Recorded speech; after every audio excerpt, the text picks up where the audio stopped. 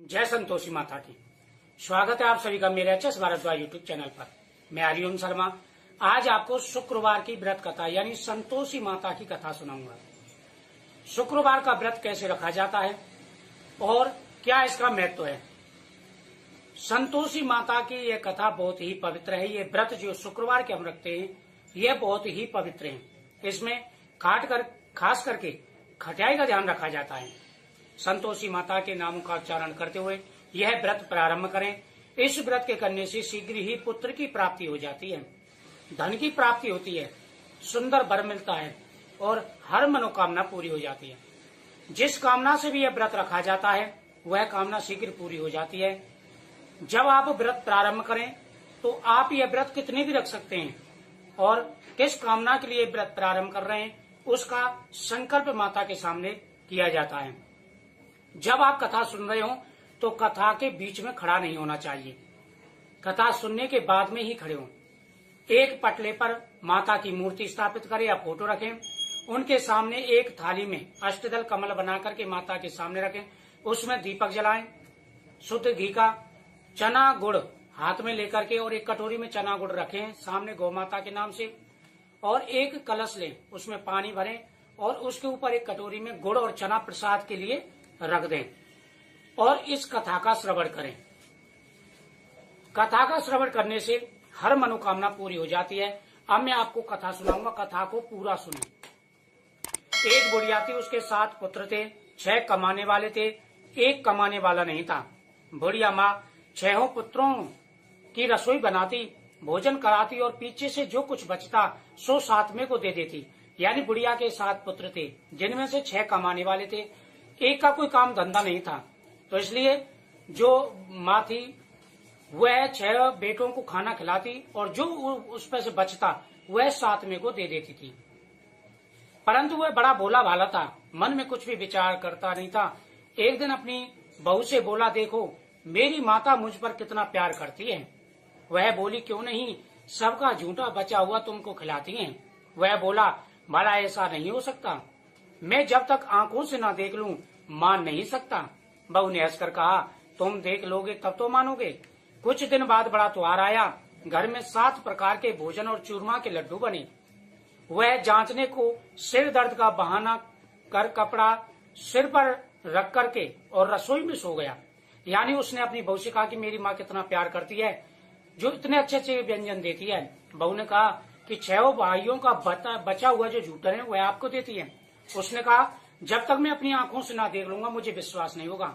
उसने कहा कि मैं तुम्हें उपाय बताती हूँ, इस प्रकार आप सो करके और अपनी माता की जो है करनी देख सकते हैं। 7 प्रकार की रसोई बनाई, वह अग्रज करके जमाती है। वह देखता रहा। 6 भाई भोजन करके उठे, तब माता ने उनकी झूठी थालियों में से लड्डुओं के टुकड़ों को उठाया और एक लड्डू बनाया। झूठन साफ कर बुढ़िया माँ ने पुकारा, उठो बेटा, 6 भाई भोजन कर गए हैं, अब तू बाकी है, उठ, कब खाएगा। वह कहने लगा, मुझे भोजन नहीं करना, मैं परदेश जा रहा हूँ। माता ने कहा, कल जाना हो तो आज ही चला जा। वह बोला, हाँ हाँ आज ही मैं जाऊंगा। यह कहकर वह घर से निकला। चलते समय बहू की याद आई। वह गौशाला में कंडे थाप रही थी। वही जाकर उसने बोला, हम जहाँ में परदेश को आमेंगे कुछ काल, तुम रहियो संतोष से धर्म अपनो पाल। वह बोली, जाओ पिया हमारी सोच हटाए, राम भरोसे हम रहे, ईश्वर तुम्हें सहाय। दऊ निशानी अपनी देख धरू में धीर, शुद्ध हमारी मत विसारियो रखियो मन में गंभीर। वह बोला, मेरे पास तो कुछ भी नहीं है, ये अंगूठी है, सो ले जा, अपनी कुछ निशानी मुझे दे। वह बोली, मेरे पास क्या है, मेरे पास तो ये गोबर का भरा हुआ हाथ है। यह कहकर के उसकी पीठ में गोबर के हाथ की थाप मार दी। वह चल दिया। चलते चलते दूर देश में पहुंच गया। यानी जब उसने अपनी माता का यह काम देखा तो वह अपनी बहू से बोल करके और प्रदेश के लिए चला गया। वहां पर एक साहूकार की दुकान थी। वह वहां जाकर कहने लगा, भाई मुझे नौकरी पर रख लो। साहूकार को जरूरत थी। वो बोला, रह जा, लड़के ने कुछ तनख्वाह क्या दोगे। साहूकार ने कहा, काम देखकर दाम मिलेंगे। साहूकार की नौकरी मिली। वह सवेरे 7 बजे से रात तक नौकरी बजाने लगा। कुछ दिनों में दुकान का सारा लेन देन, हिसाब किताब, ग्राहकों का माल बेचना, सारा काम करने लगा। साहूकार के 7-8 नौकर थे। वे सब चक्कर खाने लगे कि ये तो बहुत होशियार बन गया। सेठ ने भी काम देखा और 3 महीने में उसे आधे मुनाफे का साझेदारी बना दिया। वह 12 वर्ष में ही नामी सेठ बन गया। मालिक सारा कारोबार उस पर छोड़ करके बाहर चला गया। वह बहू पर क्या बीती वह सुनो। सास ससुर से दुख देने लगे, सारी गृहस्थी का काम करवाकर उसे लकड़ी लेने जंगल भेजते। इस बीच घर की रोटियों के आटे से जो भूसी निकलती उसकी रोटी बनाकर रख दी जाती। फूटे नारियल के खोपरे में पानी, इस तरह दिन बीतने रहे। एक दिन वह लकड़ी लेने जा रही थी कि रास्ते में कुछ स्त्रियां संतोषी माता का व्रत करती रहीं। यानी इधर तो उस लड़के ने जो है सेठ का कारोबार पूरा संभाल लिया, सेठ ने सारी जिम्मेदारी उसको दे दी। इधर उस लड़के की जो बहू थी, सास ससुर दुख देते थे और जंगल से लकड़ी लेकर के उसे आना पड़ता था। एक बार वो जंगल में लकड़ी लेने गई तो उसने देखा कुछ स्त्रियां संतोषी माता की पूजा कर रही हैं। उसने कथा को सुनकर बोली, बहनों ये तुम किस देवता का व्रत कर रही हैं? इसके करने से क्या फल मिलता है? इस व्रत के करने की क्या विधि है, मुझे बताइए। तब उनमें से एक स्त्री बोली, सुनो ये संतोषी माता का व्रत है। इसके करने से निर्धरता दरिद्रता का नाश होता है, लक्ष्मी आती है, मन की चिंताएं दूर होती हैं, घर में सुख शांति रहती है, प्रसन्नता रहती है, निपुत्रों को पुत्र प्राप्ति होती है, यानी जिनके पुत्र नहीं है उनको पुत्र की प्राप्ति होती है। प्रीतम बाहर गया हो तो जल्दी आवे, कुंवारी कन्याओं को मन पसंद भर मिलता है, राजद्वार में बहुत दिनों से मुकदमा चलता हो तो खत्म हो जाता है, सब तरह सुख शांति हो, घर में धन जमा हो जाता है, पैसा भरपूर आता है, हर मनोकामना संतोषी माता की कृपा से पूरी हो जाती है। वह पूछने लगी, यह व्रत कैसे किया जाता है, यह भी मुझे बताइए। स्त्री कहने लगी, 1.25 रुपए का गुड़ चना लेना और इच्छा अनुसार 5.25 रुपए का लेना या 11.25 रुपए का भी सहूलियत के हिसाब से ले सकते हैं। यानी जितने आपकी बस की हो 1.25 रुपए का जो है प्रसाद लिया जाता है। 1.25 रुपए से 5.25, 11.25, 21, जितना भी आपका इसके 21, 31, 51 जितने आपकी बस की उतने रुपयों का जो प्रसाद लें। हर शुक्रवार को एक समय निरार रहे, कथा कहना सुनना इसके बीच क्रम टूटे नहीं, लगातार नियम पालन करना चाहिए। सुनने वाला कोई ना मिले तो घी का दीपक जला के उसके आगे जल के पात्र को रख करके कथा सुननी चाहिए। जब तक कार्य सिद्ध न हो नियम पालन करना है और सिद्ध कार्य हो जाने पर व्रत का उद्यापन करना चाहिए। 3 मास में माता फल पूरा करती हैं। यदि किसी के खोटे ग्रह हों तो माता 1 वर्ष में अवश्य कार्य को सिद्ध करती हैं। कार्य सिद्ध होने पर उद्यापन करना चाहिए, बीच में नहीं। उद्यापन में 2.5 सेर आटे का खाजा तथा इसी परिणाम में खीर तथा चने का साग करना चाहिए। 8 लड़कों को भोजन कराना चाहिए। यानी आप यह व्रत करते रहें और जब आपकी मनोकामना पूरी हो जाए तब उद्यापन करना चाहिए। उद्यापन में 8 लड़कों को भोजन कराना चाहिए।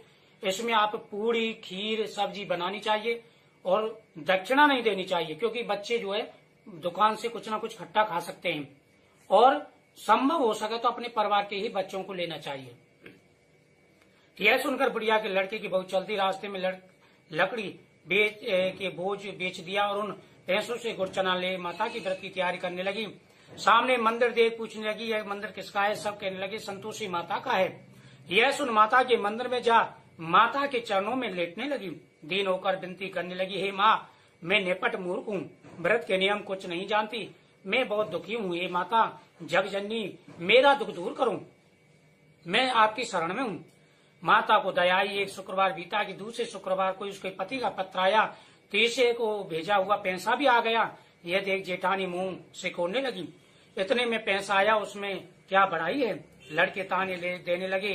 काकी के पास अब पत्र आने लगे, रुपया आने लगा। अब तो काकी की खातिर बढ़ेगी, अब तो काकी बुलाने से भी नहीं बोलेंगी। बेचारी सरलता से कहती, भैया पत्र आवे रुपया आवे तो हम सबके लिए अच्छा है। ऐसा कहकर आंखों में आंसू भरकर संतोषी माता के मंदिर में मातेश्वरी के चरणों में गिरकर रोने लगी। हे माँ मैंने तुमसे पैसा नहीं मांगा, मुझे पैसे से क्या काम है, मुझे तो अपने सुहाग से काम है, मैं तो अपने स्वामी के दर्शन और सेवा मांगती हूँ। तब माता ने प्रसन्न होकर कहा, जा बेटी तेरा स्वामी आएगा। यह सुन खुशी से बावली हो घर में काम करने लगी। अब संतोषी माँ विचार करने लगी, इस भोली पुत्री से तो मैंने कह दिया है कि तेरा पति आएगा, पर आवेगा कहाँ से, वो तो स्वप्न में भी इसे याद नहीं करता, उसे याद दिलाना मुझे जाना पड़ेगा। इस तरह माता बुढ़िया के बेटे के पास जा स्वप्न में प्रकट होकर कहने लगी, हे बेटे सोता है या जागता है? वह बोला, माता ना मैं सोता हूँ ना जागता हूँ, क्या आज्ञा है? माँ कहने लगी, तेरा घर बार कुछ है या नहीं? वह बोला, मेरा सब कुछ है, माँ बाप भाई बहन सब कुछ है। माँ बोली कि हे भोले पुत्र, तेरी स्त्री तुझे याद करती है, वह कष्ट उठा रही है। माँ बाप उसे दुख दे रहे हैं, वह तेरे लिए तरस रही है, तू जा उसकी सुध ले। वह बोला, माँ यह तो मुझे मालूम है, परंतु मैं कैसे जाऊं? परदेश की बात है, लेन देन का कोई हिसाब नहीं है, कोई जाने का रास्ता नजर नहीं आता, कैसे जाऊं? माँ कहने लगी, मेरी बात सुन, सवेरे नहा धोकर संतोषी माता का नाम ले, घी का दीपक जलाना, दंडवत कर दुकान पर जाकर बैठना, तेरे लेन देन वाले सारा हिसाब किताब चुकता कर देंगे। जब सवेरे बहुत जल्दी उसने अपने सपने की बात कही तो सब उसकी बात अनसुनी कर दिल्ली की उड़ाने लगे। कहीं सपने की बात सच होती है? एक बुढ़िया बोली, देख भाई मेरी बात मान, इस प्रकार जांच और जो स्वप्न तुझे आया है वह कर। वह बूढ़े की बात मान, स्वप्न कर, संतोषी को दंडवत कर, घी का दीपक जला दुकान पर जा बैठा।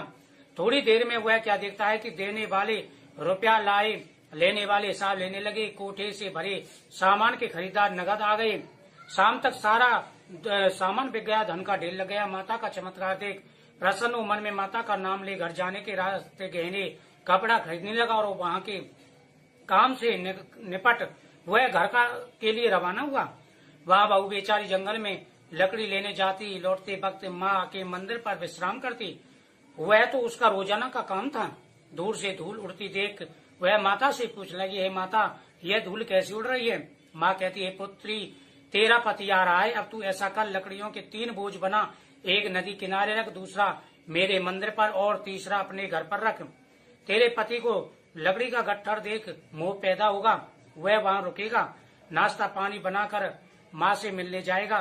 तब तू अपनी लकड़ियों का बोझ घर पर जाना और बीच चौक में गट्ठर डाल करके 3 आवाजें देना और जोर से बोलना, सासू जी लकड़ियों का गट्ठा लो, भूसी की रोटी दो, नारियल के खोपरे में पानी दो, आज कौन मेहमान आया है? माँ की बात सुन बहू बहुत अच्छा कहकर प्रसन्न हो लकड़ियों के 3 गट्ठे ले आई। एक नदी पर, एक माता के मंदिर पर। इतने में ही मुसाफिर पहुंचा। सूखी लकड़ियां देख उसकी इच्छा हुई कि अब यहीं विश्राम करें और भोजन बना खाकर गांव जामें। इस प्रकार भोजन कर बना विश्राम कर वह गांव को गया। सबसे प्रेम से मिला। उसी समय बहू सिर पर लकड़ियों का गट्ठा लिए आती है। लकड़ी का भारी बोझ आंगन में डाल जोर से 3 आवाज देती है, लो सासू जी लकड़ी का गट्ठा लो, भूसी की रोटी दो, नारियल खोपरे में पानी दो, आज कौन मेहमान आया है? यह सुनकर सास बोली, अपने दिए हुए कष्टों को बुलाते हुए कहती है, बहू ऐसा क्यों कहती है? तेरा पति ही है, आ बैठ, मीठा भात खा, भोजन कर, कपड़े गहने पहन। इतने में आवाज सुन उसका स्वामी बाहर आया और अंगूठी देख व्याकुल हो माँ से पूछने लगा, माँ यह कौन है? माँ कहती है, बेटा यह तेरी बहू है, आज 12 वर्ष हो गए, तू जब से गया है तब से सारे गांव में जानवर की तरह भटकती है। वह लज्जित तो बोला, ठीक है माँ, मैंने इसे भी देखा और तुम्हें भी देखा, अब मुझे दूसरे घर की ताली दो। तब बोली, ठीक है बेटा, तेरी जैसी इच्छा कहकर ताली का गुच्छा पटक दिया। उसने ताली ले दूसरे घर में 3री मंजिल के ऊपर था, खोलकर सामान जमाया। एक दिन में ही वह राजा के महल जैसा ठाट बाट बन गया। अब क्या था, वे दोनों सुखपूर्वक रहने लगे। इतने में अगला शुक्रवार आया। बहू ने पति से कहा, मुझे माता को उद्यापन करना है। पति बोला, बहुत अच्छा, खुशी से करूं। वह तुरंत उद्यापन की तैयारी करने लगी। जेठ के लड़कों को भोजन के लिए कहा, उसे मंजूर किया, परंतु पीछे से जेठानी अपने बच्चों को सिखलाती हैं, देखो भोजन के बाद जब खटियाई मांगना जिससे उद्यापन न पूरा न हो। लड़के जीमने आए, खीर पेट भरकर खाई, परंतु याद आते कहने लगे, हमें कुछ खटियाई दो, खीर खाना हमें भाता नहीं, देखकर अरुचि होती है। बहू कहने लगी, खटियाई किसी को नहीं दी जाएगी, यह तो संतोषी माता का प्रसाद है। लड़के तुरंत उठकर खड़े हुए बोले, पैसे लाओ। बोली बहू कुछ जानती नहीं थी, उन्हें पैसे दे दिए।